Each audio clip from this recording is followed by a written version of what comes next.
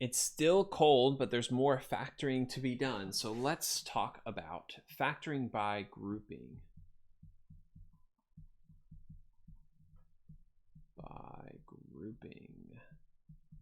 Now this is usually, when we're talking about factoring by grouping in this way, I'm usually thinking about there's more than 3 terms.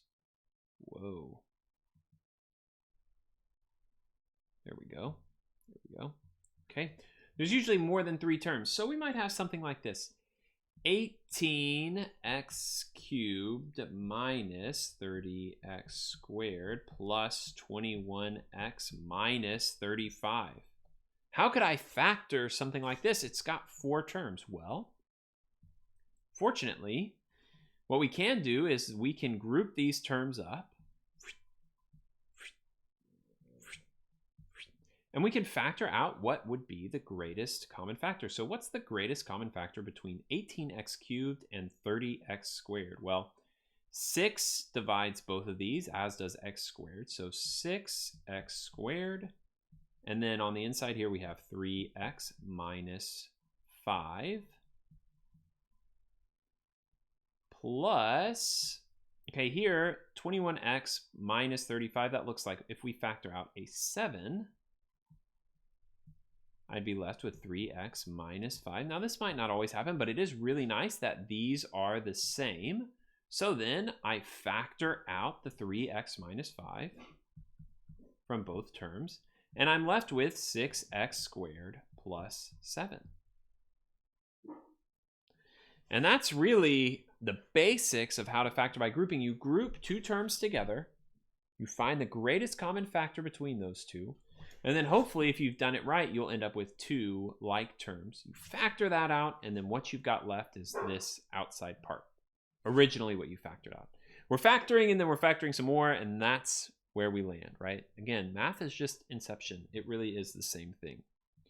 Okay, let's try another example, maybe one that's a little less clear, if I can get this. There are certain things that just have to happen due to a power outage.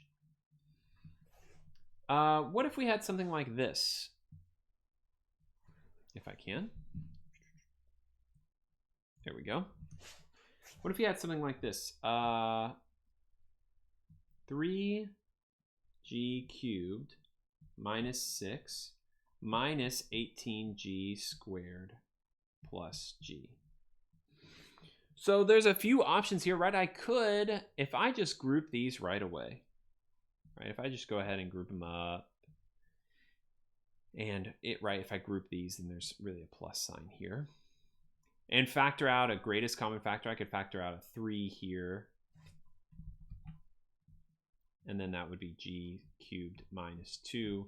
And then I could factor out a g here. And that would be negative. I guess we'd factor out negative g. So then that'd be 18. Oops. Maybe negative g. So then that'd be 18g minus 1. But then I can't do anything in here, right? I can't, these two, g cubed minus 2 and 18g minus 1, are different, and we want them to be the same. So is there another way? Well, what if I reordered these terms? So we started with 3g cubed minus 6 minus 18g squared plus g. What if I reordered them? And generally, it's nice to reorder them in terms of the degree, right? This is cubed exponent squared, and this would be like g to the 1, and that there is no g there. So let's reorder it like that. 3g cubed minus 18g squared plus g minus 6. Okay, now if I group these terms up,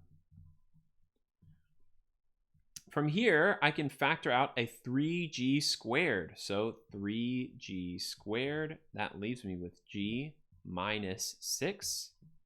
Here, I can't factor out anything, so you could just leave it, or you could say that's like, I have a 1 here, right? G minus 6. Because if you can't factor anything out, you can always factor out a 1. Okay, so then factor out, again, that factoring inception, right? G minus 6, we factor out from what we factored out, and then we're left with 3g squared plus 1. And that's your answer. So sometimes it might help to rotate or change the order of the terms in your expression. Okay, let's do one more. Sometimes you might have more than one variable. Maybe we go over here. Have enough room? Nice. Sometimes you might have more than one variable. What about something like this? 16 n cubed m minus 20 n squared m plus 16 n cubed minus 20 n squared. Okay, wow. So this is kind of crazy, but it's okay. What I want to do is try to get my terms that I think I can factor the most out of together. So if I'm looking here, 16 n cubed and 16 n cubed m, those look pretty tasty. And then also this negative 20 n squared m and negative 20 n squared. So let's reorder the terms like we did last time. And I wonder if it would matter, but let's just reorder them. Why not? 16 n cubed m plus 16 n cubed minus 20 n squared m minus 20 n squared. Okay, so we factor some stuff out here, right? And then this, and here we group our terms together. Factor out, here I can factor out a 16 n cubed, and I'm left with m plus 1. Here I can factor out a negative 20 n squared, and then that's m plus 1. Look at that, it's the same on the inside. So then we're left with 16 n cubed minus 20 n squared times m plus 1. Now, if you really wanted to keep going, which I think we should, I can actually factor something out here, right? 16 n cubed minus 20 n squared, I can factor out a 4n squared from both of those. 4n squared. That would leave me with 4n minus 5. And then over here, I still have the, let me move that down, I still have m plus 1. So that would be, if I factored that out all the way, factored it out completely, that would be my final answer.